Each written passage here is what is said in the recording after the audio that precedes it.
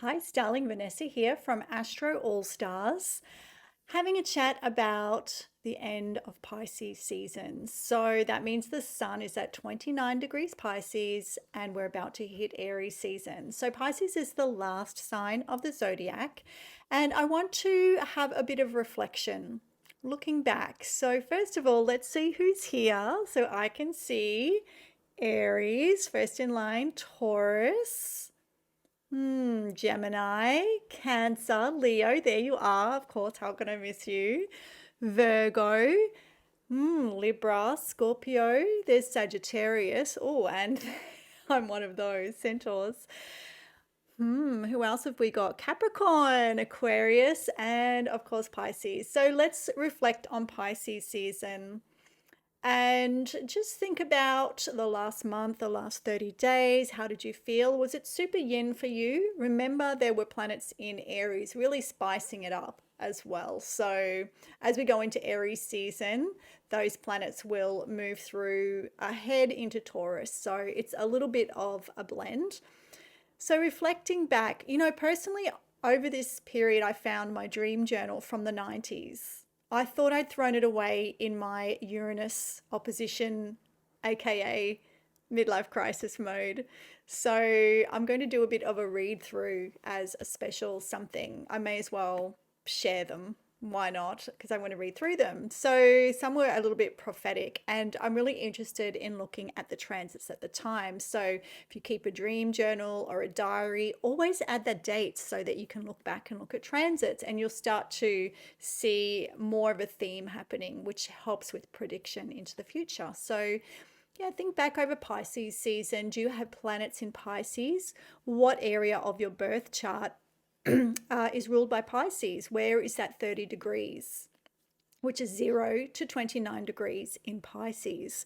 That's where the sun's been lighting up, and there's just a lot of action around that area because all the planets at the moment, it's a really interesting chart shape. They're all kind of bunched up over a couple of signs, with the south node as a handle opposite over in Scorpio. So one area of your chart, which should reflect as your life, is a pretty happening deal right now. So with Pisces, super yin sign, lots of rest, empathy, super sensitive. So the creative side of that coin is also the escapist, because it's, mundane reality might be too boring. Therefore, where's the fantasy in your life? Did you watch some movies? The cinema is ruled by Pisces. Neptune is in Pisces at the moment. So the sun crossed Pisces, Saturn went into Pisces during this season.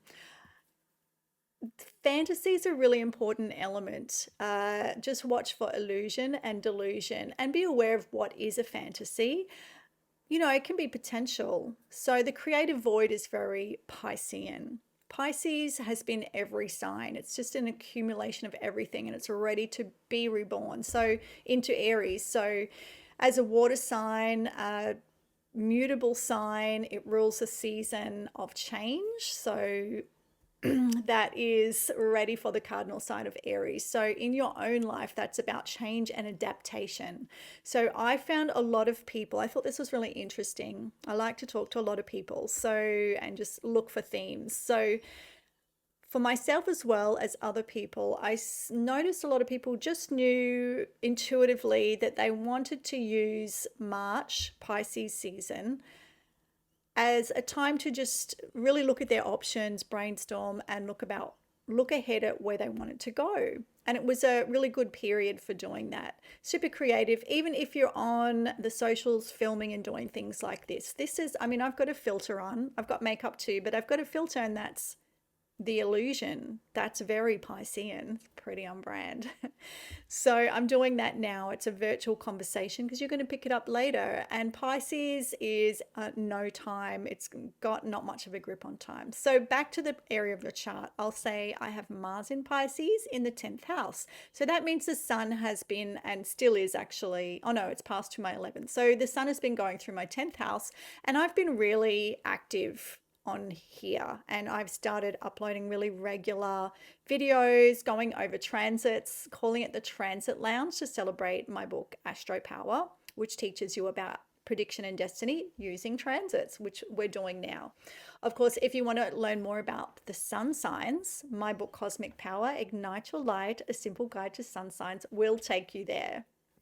So yeah, always reflect before going ahead, reflect on the last sign. We're going to have a new moon in Aries, and I'll talk about that in a separate clip coming up tomorrow right off the bat. And then we've got a second one at the end of the month. So it's a super yin yet super yang time. So really cast ahead all the things you're thinking about during Pisces season. You want to get that go factor going, but first of all, collect yourself. It's like at the end of the day, you know, thinking about what that day has been like. Without reflection, there's no continuity, which means you're not really going to get anywhere that quickly. So with Mars in Pisces, I have to remind myself of that. A lot of fire, I just kind of run ahead.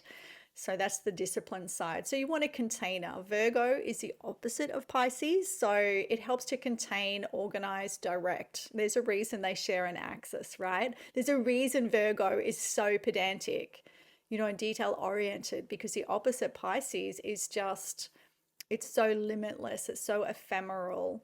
And yeah, again, with the sensitivity, there's been a lot. It's been a lot here in Australia with a lot of copycat division and demonstrations, copying what people are seeing on socials. I think really maybe generated by the US. I'm not sure, but we've had all these protests, like protests on protests.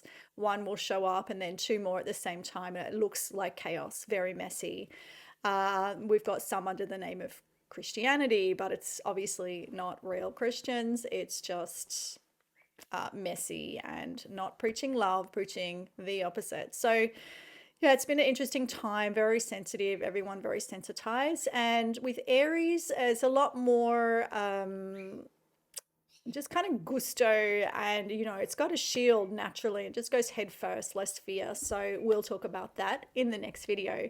I hope that you had a beautiful Pisces season, you had some creativity, and I really hope you had some interconnectivity with people and got into that empathetic side of Pisces. So again, reflect on your chart. If you understand how to do the transits over a chart, or to look at your birth chart, just look at that section and think about, you know, that area of your life. And you're welcome to schedule in with me for a private reading, a consultation, and I can go through these things with you. I'm also a qualified transpersonal counselor, so I really enjoy going through, having the conversation, looking at the astrology as well, and it's an excellent framework just to let things rise.